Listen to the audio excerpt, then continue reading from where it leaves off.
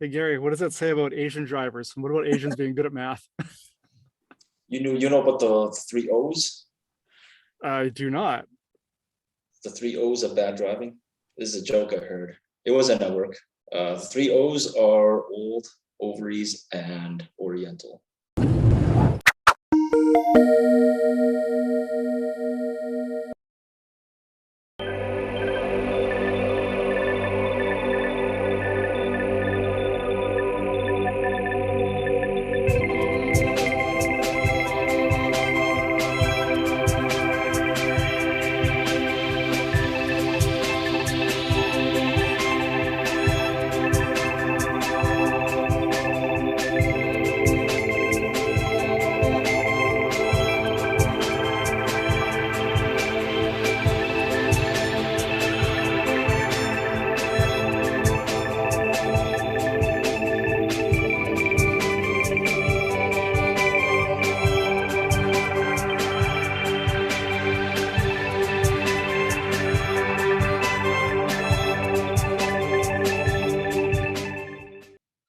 Well, hello there, Gary.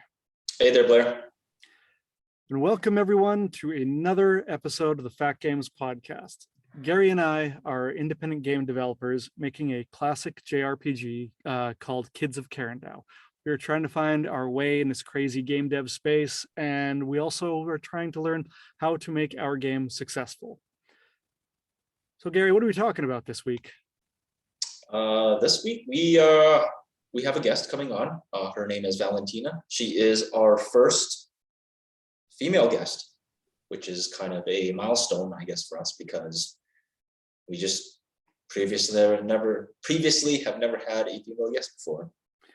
And so we would think that's kind of strange, but really, given the number of women in the space, it's probably about right in terms of just from a complete proportional perspective. And we cover that when we talk to her.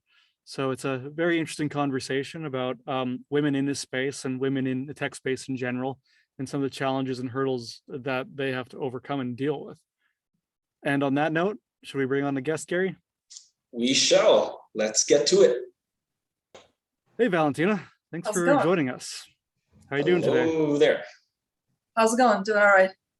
You guys have met before, right? I don't think so.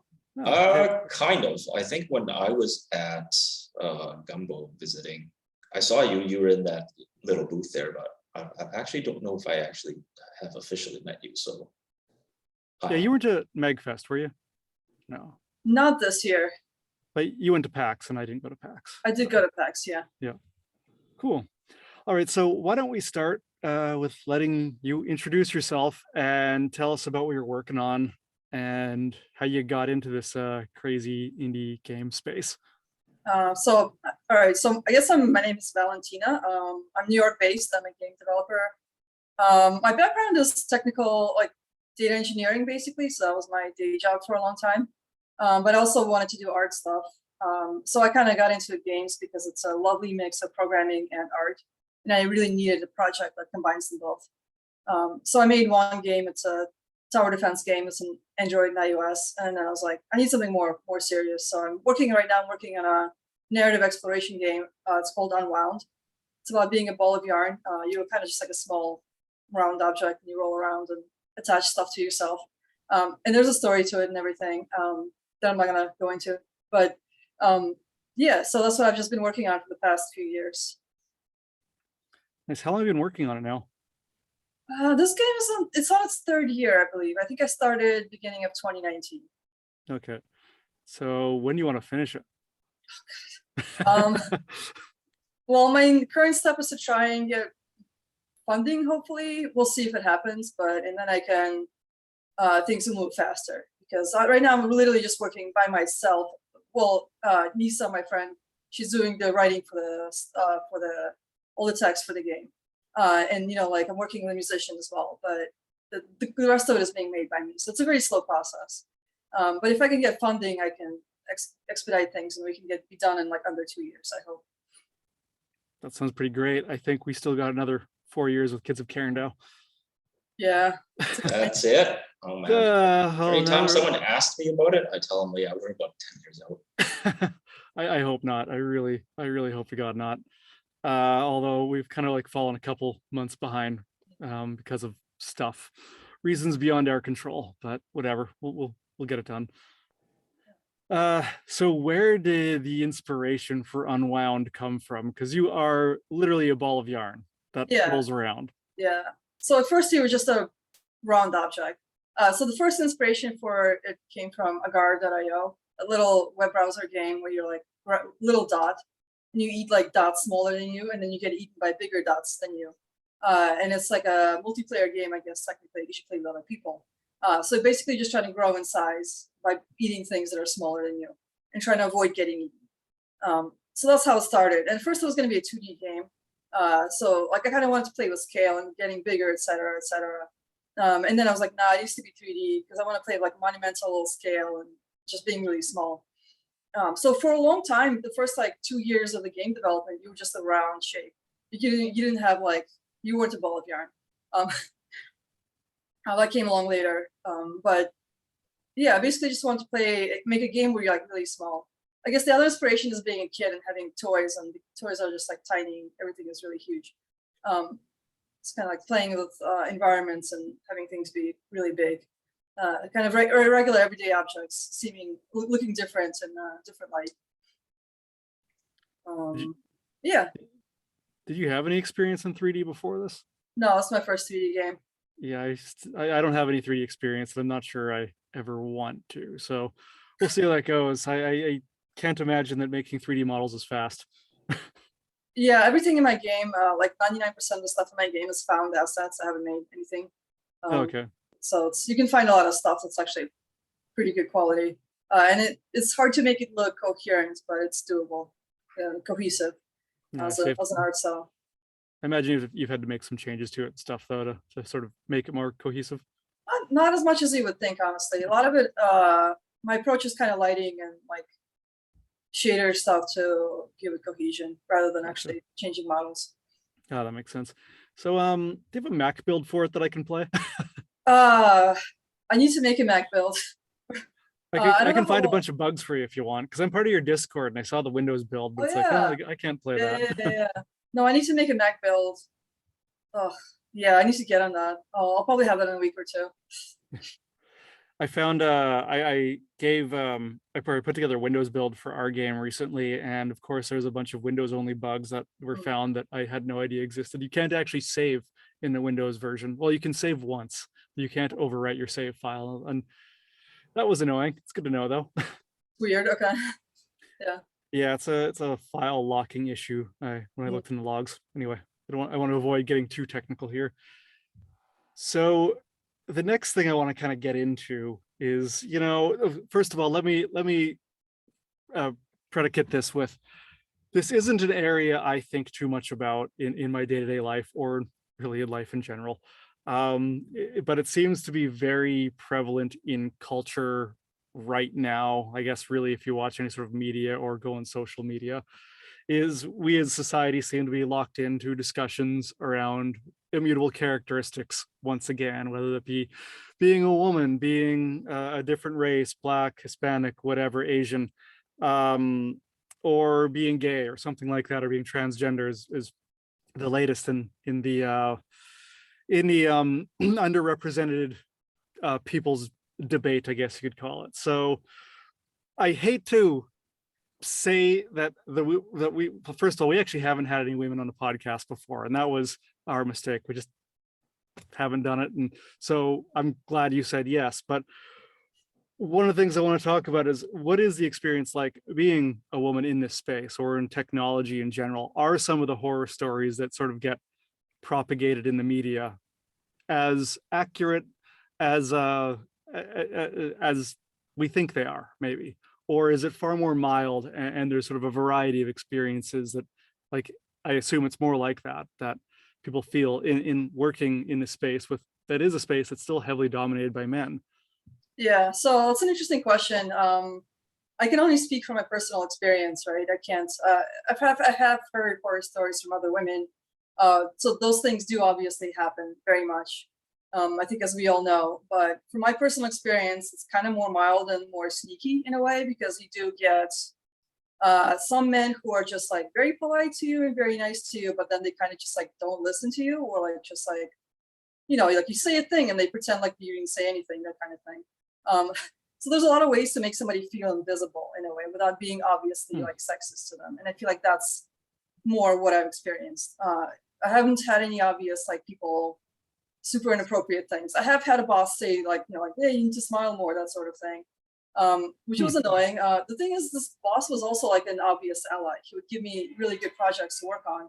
He'd give me raises and good money, but then he would also like, you know, occasionally say things that weren't really, you know, cool.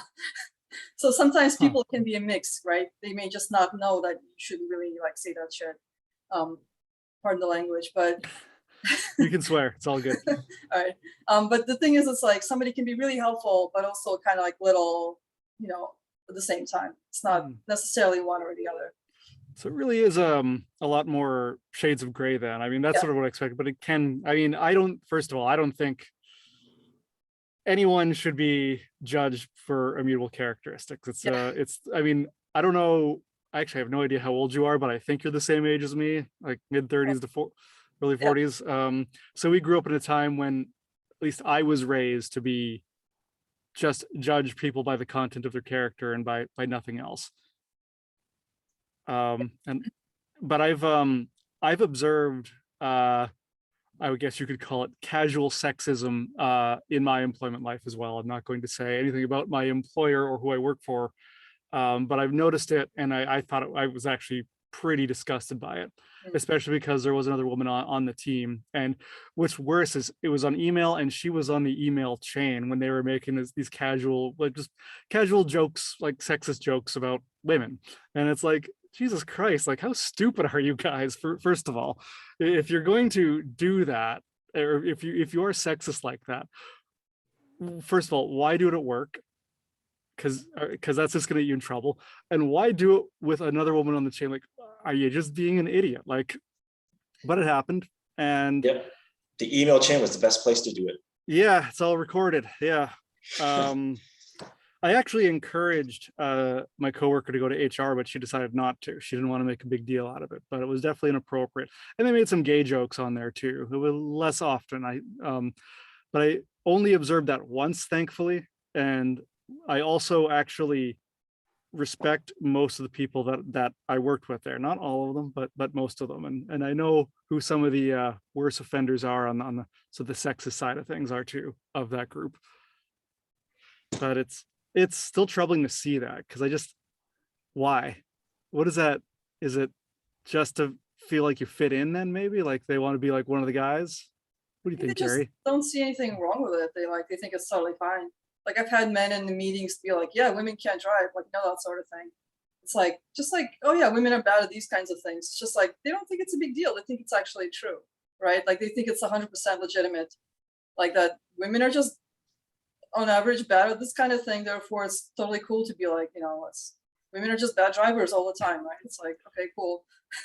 Like they think it's 100% true, and therefore they don't see anything wrong with like saying it. Hey Gary, what does that say about Asian drivers? What about Asians being good at math? You know about the 3 O's? I do not.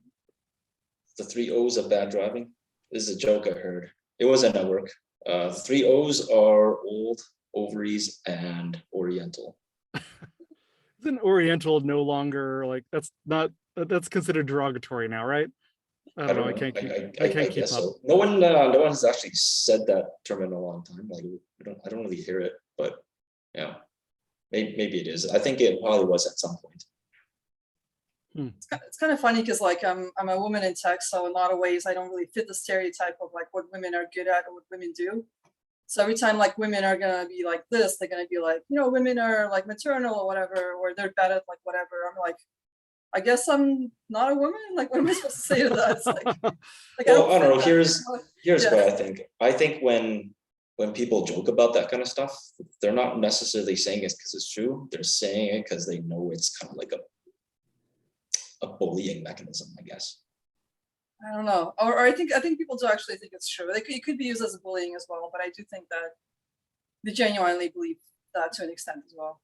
Do you think sometimes they're just trying to be ironic and they're just trying to make a joke?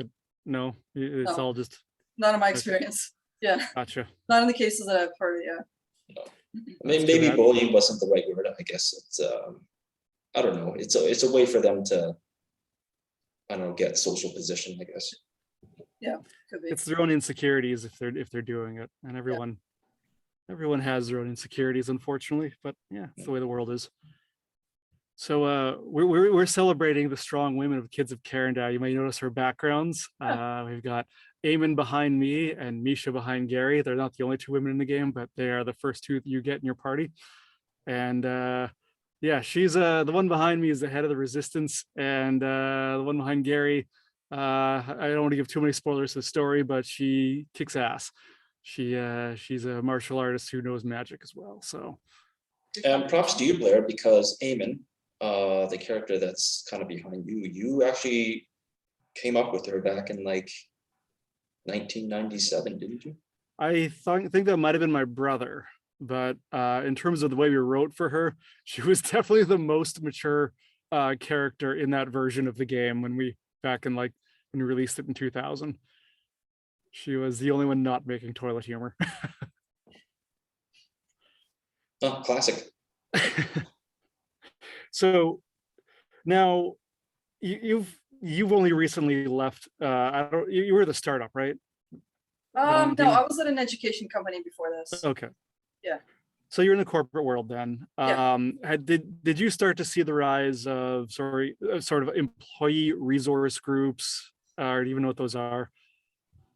Yeah, we did have a few of those. The last place that I worked at, there were like, I guess by resource groups you mean like groups to organize different kinds of like women or people of color, that sort of thing. Yeah, the ERGs, and they're usually along with the diversity, equity, and inclusion initiatives for companies as well. So yeah, we had a few of those. I honestly, like in the beginning when I joined the company, I went to a couple of those meetings just to like get to know more people and to see what it's about. And I thought it was really great because they kind of really like try to like, you know, make sure like talk about topics they didn't feel comfortable talking about, but like, or you know, kind of like make sure women have like a say, they're paid, you know, fairly, whatever. But I kind of ended up like not following with those too much because it was just like, I don't know what the benefit of those groups are other than just like vent whatever frustrations they have, because you can't make decisions at that level. You know, it's like everybody there is just like they can't do anything. So the ones that I've been involved with in my current employer, I think what each of them have is they had an executive sponsor that was pretty high up, usually on the C level or a VP. So there can actually be initiatives based off of the communication that occurs in those groups. The first one that I was involved with was one that was promoting women, and I thought it was great because my old boss was actually the one who spearheaded it, and so I was actually supporting her by joining the group and attending it. And one of the things that I've noticed in that group, and I definitely know that this is not universal because a lot of this comes into personality and there's so much personality variation in the population at large, but I found that, and now please, I don't want to get canceled for what I'm about to say. It is coming from a place of curiosity and trying to figure this out, that there seem to be, and I'm trying to be very careful with my words here, more fear in their day-to-day lives and sort of trying to like navigate the corporate world. For an example, there was this one person who just seemed to be terrified of approaching someone to ask them if they could be their mentor. And that just didn't make any sense to me.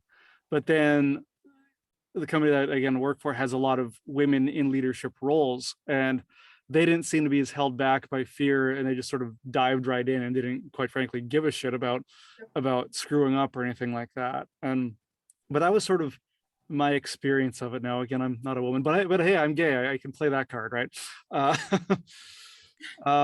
Yeah, that's a very interesting, very good point in that. So the company that I worked for had a good amount of women in leadership. And actually on my team, there was a woman who was amazing. And she was the kind of person, like you said, she was basically fearless. She went after whatever she wanted, and she got rewarded for it at the company. And to me, it was actually kind of eye-opening because I was like, I don't know. I definitely fell into the fear category of women who were like afraid to like say stuff. And then she was like, whatever, I'm just gonna go for whatever I want.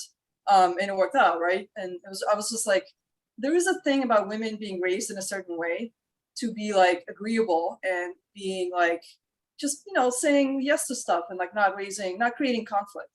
You know, like you never want to create conflict of any kind. And like, if you grow up in that environment, if you're like, maybe women being raised today are not as affected by this, but I feel like in our generation, this is maybe more true.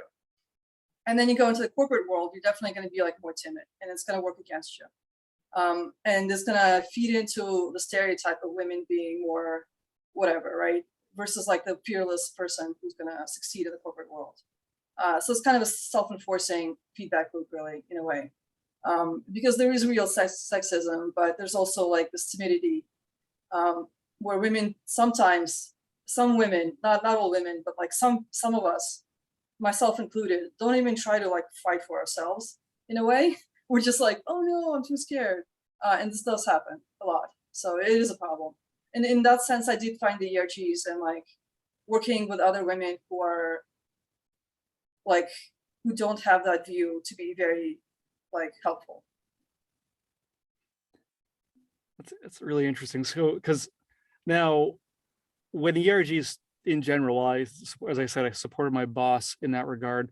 I didn't see, I came from the mindset as like, shouldn't we all just be treating people equally and respectfully in general? Like, shouldn't that just be, when we come into work, our job is to like not talk about, again, this is the old way of thinking, not talk about sex, politics, or religion, and just you're there to get the job done. And unfortunately, I guess my sort of idealistic mindset also seemed to forgot that humans aren't robots, and we bring in a lot of who we are into every environment we go into.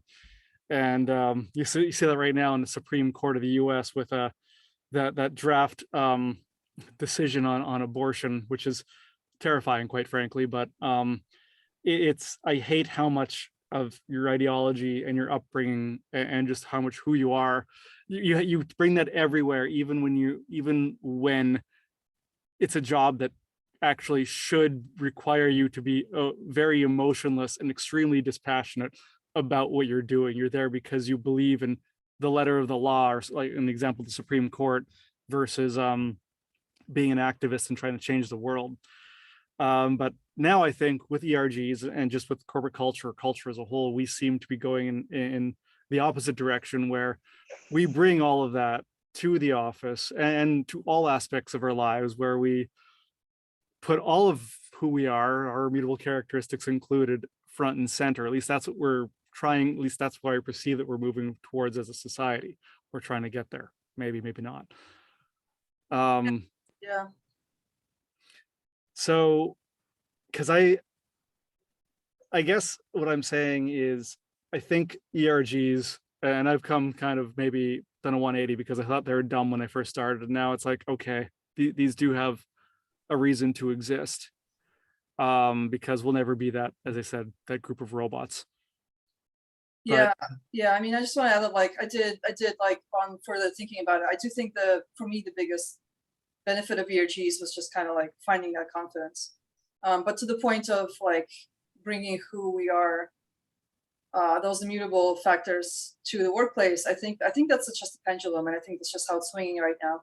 I think it's like trying to like, I think it's the country as a whole, the culture trying to like overcompensate about like ignoring all these things for years, right? Like in the 90s, you just weren't supposed to like talk about certain things. Like you weren't allowed to like bring up racism, right? Or like sexism, like it didn't exist. You know, obviously it didn't exist, right? Well, but like just because you ignore it doesn't mean it doesn't exist. So now we're kind of overcompensating a little bit. And I think eventually it'll kind of like settle somewhere in the middle. I think it's just a pendulum. It's probably an important shift. I can't believe, because like a few months ago, I think I would have maybe said something different, but yeah, I think there's a lot of value here.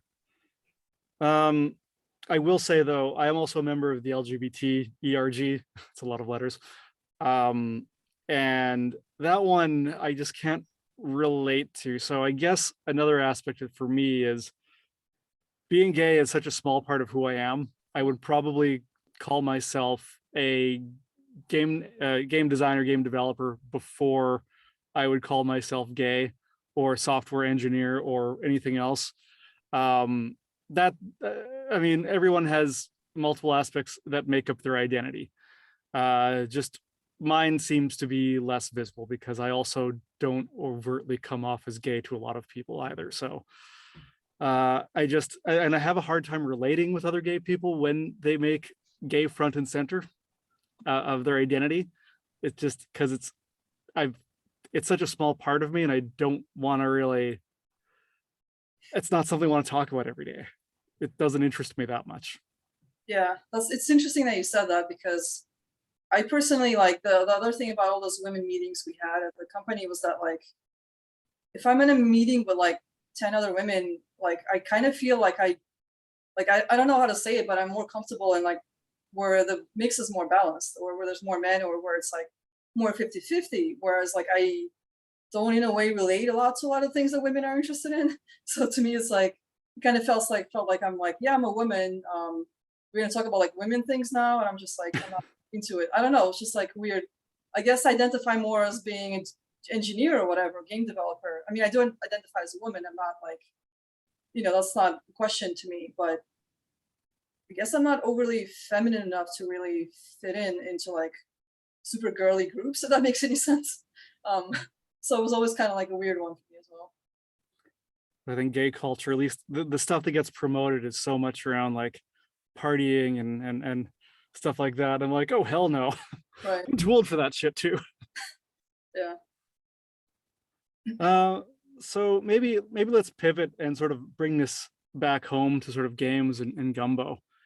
So I think Gumbo in general has done a decent job at sort of promoting Gumbo to get a more diverse group, but it's not that big yet. I mean, we probably, what would you say, less than 25% women here?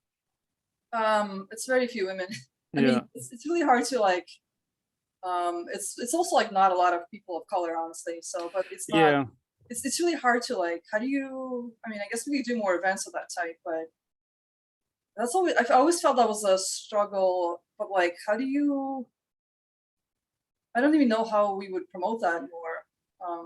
I wish there were more women in Gumbo. Now, We have a few like artists or like writers and stuff, but like, yeah, I wish we had more like technical women at Gumbo.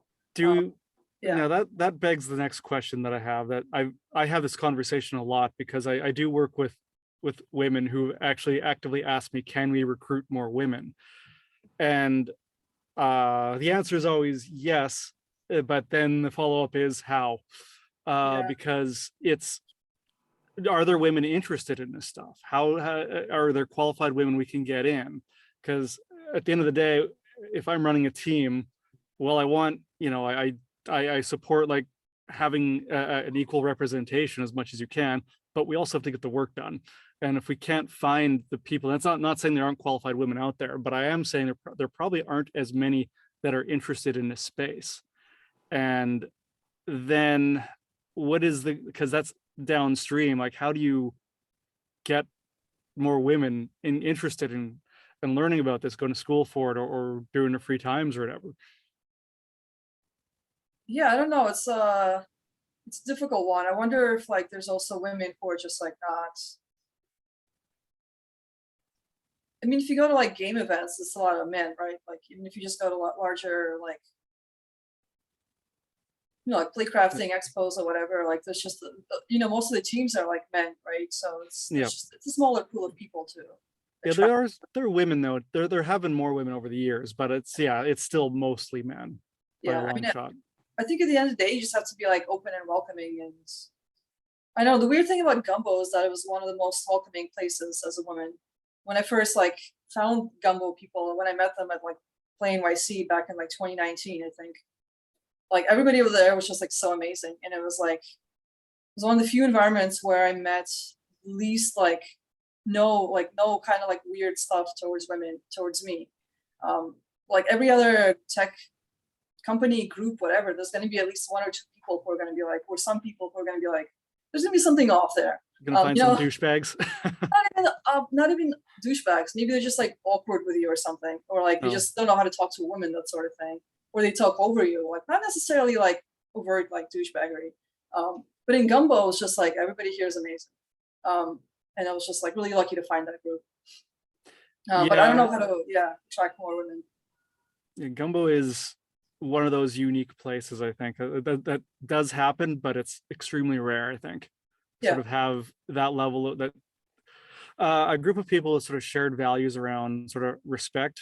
I mean, but the other thing about Gumbo is you don't see people actually working together on projects, because I very often, I mean, yeah, you do, sorry, because like I guess computer lunch is here and they all work together, the big team, and I've seen conflict happen at Gumbo when people work together. I think a lot of us want to just work on our own stuff, honestly. A lot of us want to be creative directors. You know, we want to have, the reason why we're in games is because like a lot of us are just artists at heart, right? And like we want to make our vision come true. And when you have two people with a vision, it starts to clash, right? Which is an interesting side of Gumbo. I do see a lot of other projects that have teams, and I'm like, well, that's really cool. That's awesome. I wish I, like, but in Gumbo, you do see more like solitary like people, because there's always going to be like, there's just more people who are like, I'm the creative director. You have to do what I, like, this is my vision kind of thing, which is totally fine if you have that role in project, right? But you can't have those. You can't have two of those on a team. It doesn't work. Yeah, you won't get along. Yeah. It's actually great that Vinny and John are I mean, work together. They claim they fight. I've never heard them fight before, but well, they have very complementary skill sets. I think that helps. They complement it, like just like programming versus outgoing versus like art, and just like their skill sets are so different that it kind of works out. Yeah, when you don't have a lot of overlap, it definitely helps. Yeah. So what do you think, what, I guess, and this is gonna seem like a dumb question, but I'm gonna ask it anyway. What do women bring to gaming, whether it's development or like creativity? Like what sort of unique perspectives? And I don't know if this question sounds like a load of BS, but I'm gonna ask it anyway. Because I have comments on this and as well, but I want you to go first. I honestly don't know how to answer that question. It's a difficult one. I mean, what do women bring to any project, I guess, art project? I think they may be interested in different topics, obviously, right? Like you encounter different challenges in your life versus men in some regard, right? You may be forced to think about different things, and some of that is going to go back into your game. I can't say any specific things what women bring to games. I do think part of what specifically influenced Unwound was me kind of thinking about like these immutable things about you, right? So in my game, you're a ball of yarn, and then you literally build yourself up into whatever you want. So you're not even a person. You don't have a gender when you start. You don't have anything. And you can kind of build yourself. And everybody else in this world also has that freedom to kind of like force to kind of be who they actually want to be. So like, for me, that's a way of exploring these kind of like topics in like a roundabout way. Because I don't know how to explore them more directly right now. But to me, that's interesting when people kind of like this is what you have as a human being, is the way you were born with, right? But you have to like pretend you're not that person. Sometimes you have to pretend that you're like a different kind of person, right? Even as a skill set, maybe you're like a shy person, but you have to be outgoing in certain situations. So I mean, I don't know, but like that's just stuff that I kind of think about sometimes, and it goes back into my game design decisions. I'm sure like plenty of men think about that too, but I feel like I think about it. I'm sure some of that is because I'm a woman in tech as well. That's really, really interesting. So because I in Karendow, I want themes of identity, and you explore social ills and stuff. Like there's elements of the story that talk about colonization and poverty, and there's other elements that talk about your sexual orientation and identity, and it's all told through science fiction, basically. So I took that trope as sort of exploring culture today, and I think some video games do that today, but a lot actually I don't think do at all. I think a lot of them just go and tell a specific story. Yeah. So I don't think it's common in games, and I really enjoy that perspective. Like I never thought that that's actually really cool with your ball of yarn that could just build whoever you want to be, or a blank slate. Yeah. I'm looking forward to playing it now. Thanks. I mean, it's not super direct right now, but I think as the story continues, I think some people do relate to it in that way, which is really awesome to see when they just kind of pick up on it. Maybe it's more direct than I think it is. I don't really know, but yeah. Nice. So one thing that I've had a really hard time with actually in Kids of Karendow is writing for the women, because because these are women who obviously are strong women. They're going out and they're literally killing people, but for their righteous cause. But at the same time, how do we at the same time make these just not men with boobs, and bring in some of the more feminine aspects, and actually make these fully fledged characters and believable and attractive for other women players to want to engage with? So that's where I've been having challenges right now, I think, and I'm sort of modeling them after right now women that I admire in my life, to sort of try and get that to the closest place I can get. And I don't know if I've gotten it quite there yet, but hopefully it will. Yeah, I think modeling it on actual people is a good idea. I definitely model some of my characters on real people as well. I was gonna say something and I forgot what it was. I think maybe the other thing is just to not forget that you want to have a round person, a well built out character. There's going to be flaws as well, right? No strong woman thinks that they're like unstoppable, right? There's going to be some fear, something that they have, something that blocks them in some way, like just as any man does. It's like women aren't that different from men. I think at the core of it, we're not. I don't know. I think you have to like just not kind of like. It's one thing to have a strong woman, but it's you can't be just like a robot strong woman, right? Who has no faults of any kind. Yeah. You can't do a Star Trek Discovery Michael Burnham kind of thing where she has a nickname of Space Jesus on some of the more toxic internet forums.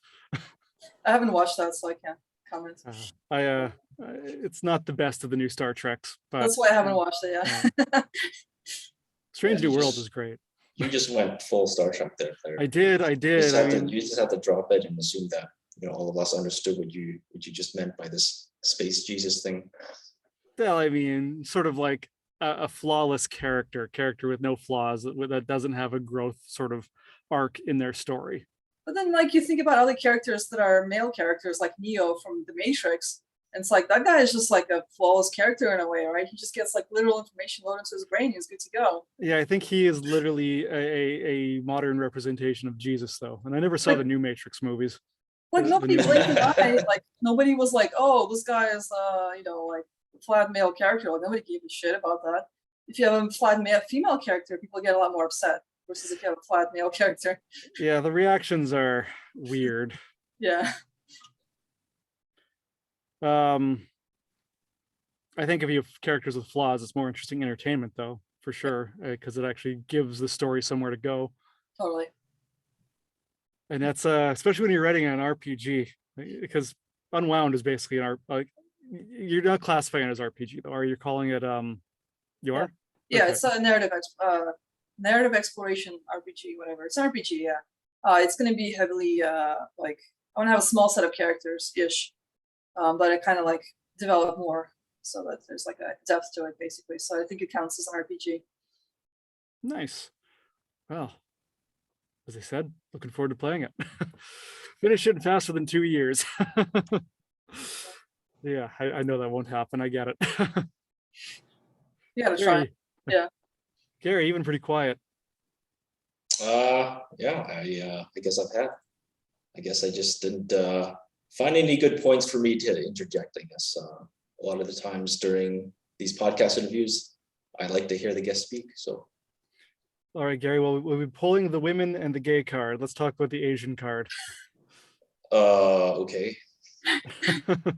Are you a member of any of the Asian Pacific Islander ERGs at your work? I have no idea what that is. Okay, never mind then. Yeah. What is an ERG? Sorry, an employee resource group. It's just basically a group that gets together and talks about like underrepresented people in culture and sort of gives them a safe place to discuss issues that they have that they could see get improved at the workplace. I'm pretty sure stuff like that exists probably at my work, but hasn't really been on my radar, I guess. For me, when I go into work, I'm locked into work mode. I don't really think about anything else. I think that's probably a bad thing in a lot of ways. But I don't know, maybe it's just, it just means that I like my work and then my environment is already pretty good. Because I do feel my company, they try really hard to make sure that our environment at work is actually really good. That's great to hear. Of course, Gary lives up in Canada and everything is perfect in Canada. Yeah, almost. Where in Canada are you? I am in Alberta. Okay. So, yeah, so I don't know if you ever heard of a hockey team called the Edmonton Oilers. That is the city that I live in. And yesterday, I think I hear that we just beat the Kings. So, Congratulations. Go hockey. yeah, I'm not that invested in hockey, but the whole city's going crazy right now. All right. Well, maybe Valentine, do you have anything else you want to mention? We could start wrapping things up here. To Gary's point, like just focusing on work is honestly my approach as well. I don't really try to focus on like women's stuff as much. I try to avoid that stuff as much as I can, because you kind of end up feeling like a weird like victim or something. I'm just like, nah, I'm gonna focus on my work, focus on my game.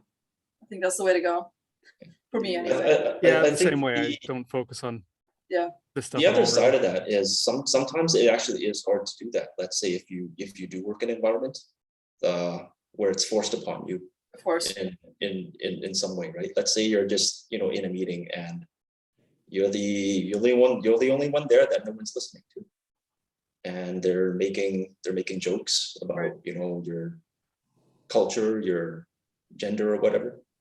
Then it's tough, right? Yeah. It has the same sort of mental impact as being bullied. You're basically in a toxic work environment at that point. Yeah. And your options are to quit and find another job, which also can be challenging depending on the environment, or sit there and take it, which isn't very good. Not sustainable at all. Yeah. Yeah, that's exactly what it is. You are being bullied. Yeah. Whether or not it's conscious to everybody else, Right. the people that are doing it is a different thing, right? But that's what's happening. Yep. All right. Valentina, do you want to share your social media? We'll put it all up on the description for the podcast as well, but where can people find you? Yeah, we have Twitter and Instagram at Wirescribe Games. We have a website, wirescribe.games. I'll share the links with you guys later, or you can just, I'll find them, or I'll just email you or text you or whatever after and Sounds get them good. from you. We'll post them on the description. All right.